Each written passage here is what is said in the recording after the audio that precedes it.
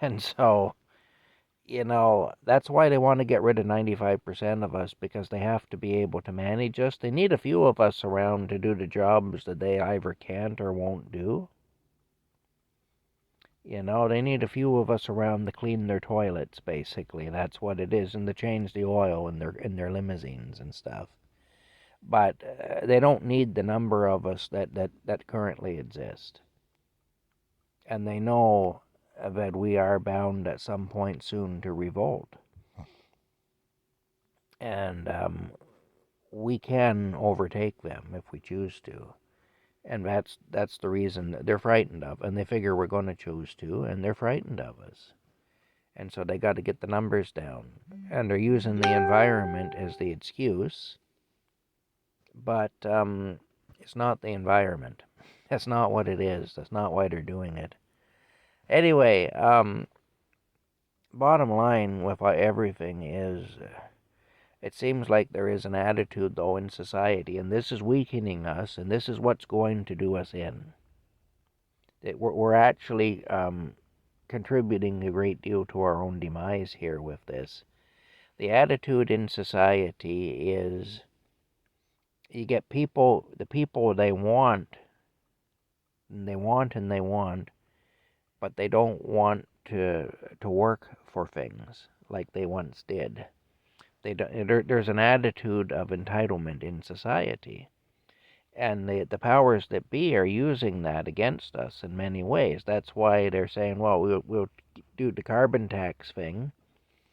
We'll cause unbelievable hardship, but we'll give you a little stipend of back. We'll steal $3,000 from you, but we'll give you 1,500 back, because we're just to show you how great we are and how much look how we're helping you. you know and yeah, it's well, you know what it is. It's bull to the power of shit. That's what it is.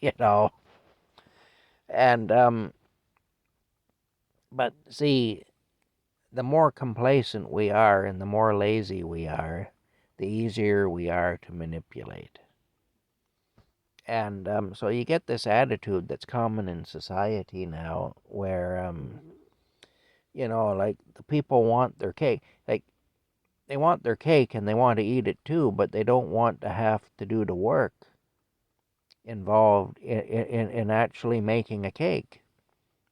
So you get a few people who are out there, sifting the flour and mixing the ingredients and putting it in the oven, heating up the oven, all that, baking the cake.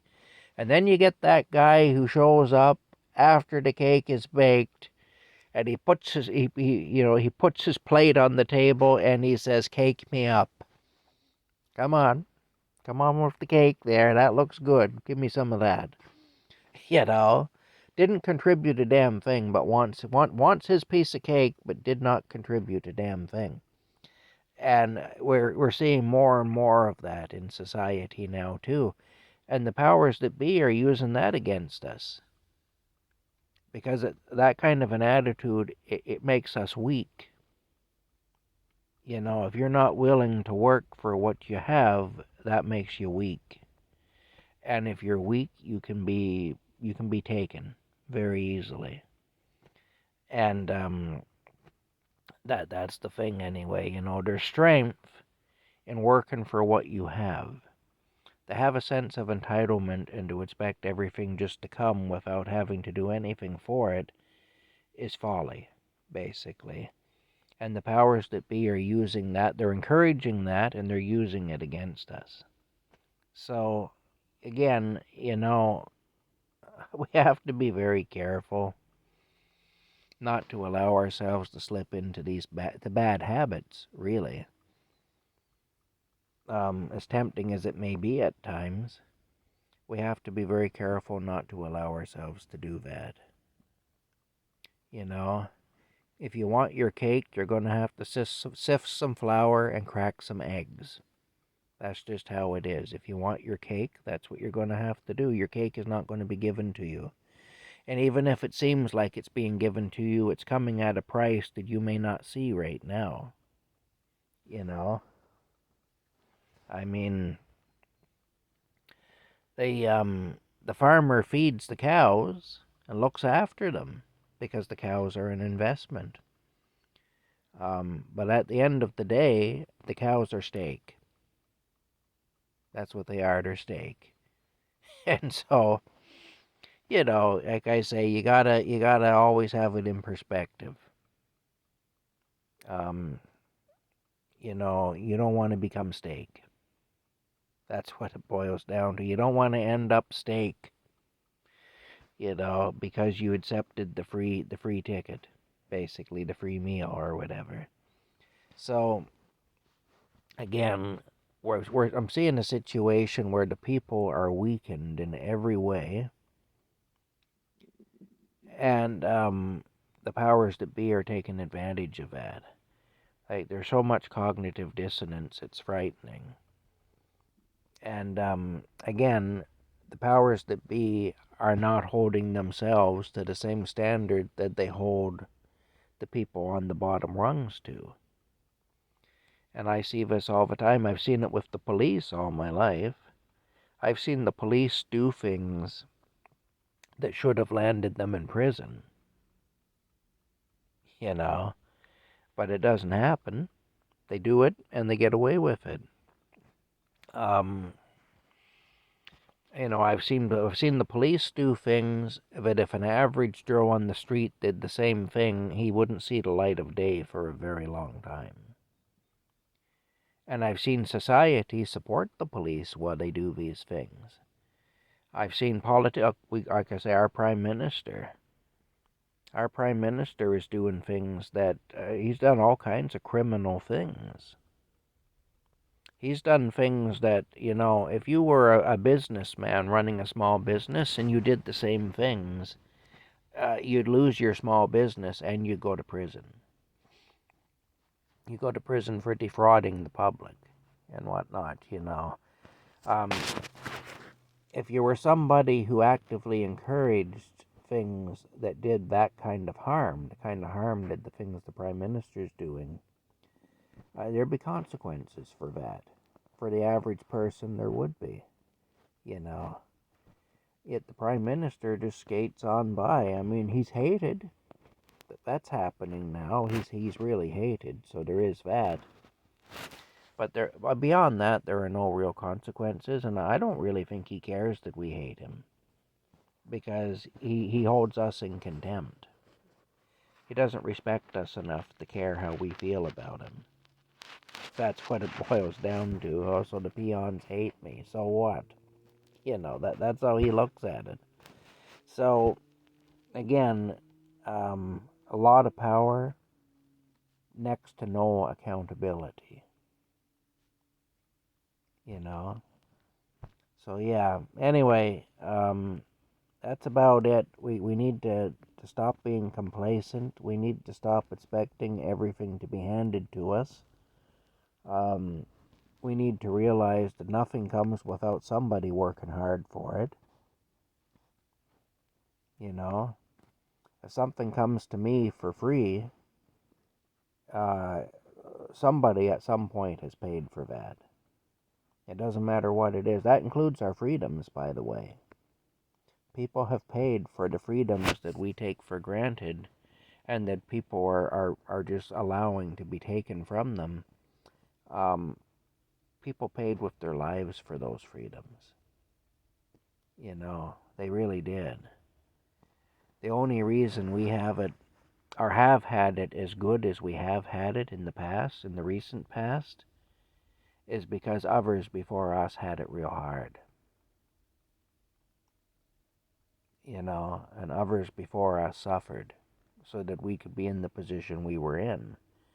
And so to throw that away, to give it away so easily, it's not good. It shows a lack of respect for those who came before us, And the thing is, like I said during the whole scamdemic thing, when I saw how easily people were giving up their civil rights, I wrote a post on Facebook about it where I said basically I don't want to be part of the generation that would be known as the generation who gave it all away because they were cowards. And I mentioned the fact that people before us fought for our rights. The only reason we have the rights we have is because people before us fought and died for them, and were put through hell for them. Nothing comes easy. The powers that be don't just give anything. They don't just give up power to the poor people. They don't do that. If the only reason they gave up power at all is because our kind forced their kind to do it. Because our kind went on strike and went to war and did all sorts of things to force their kind to give us our rights. It's the only reason we have them. And the thing is, if we give up those rights now, if we be the generation who gives that up, a future generation is going to have to go for all that crap again to get them back.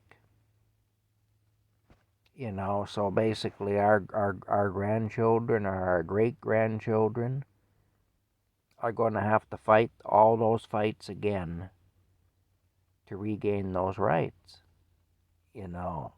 That's assuming that Jesus doesn't come back before then.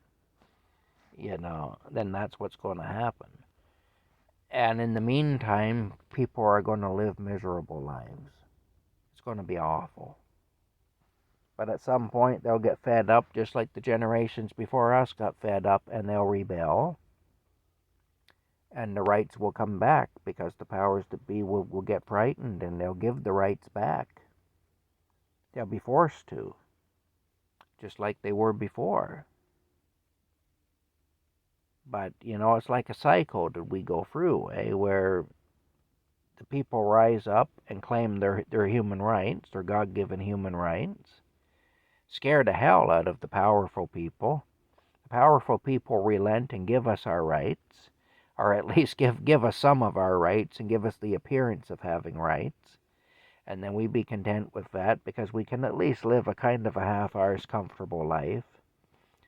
And then, over time, the powers that be erode our rights, and we get comfortable when we get weak and we get complacent, and then the powers that be come in and take our rights back away from us, and then we go through a period of suffering, and then we rise up and we do it all again, which is just a hell of a way to live, really. It's a hell of a way for humanity to exist.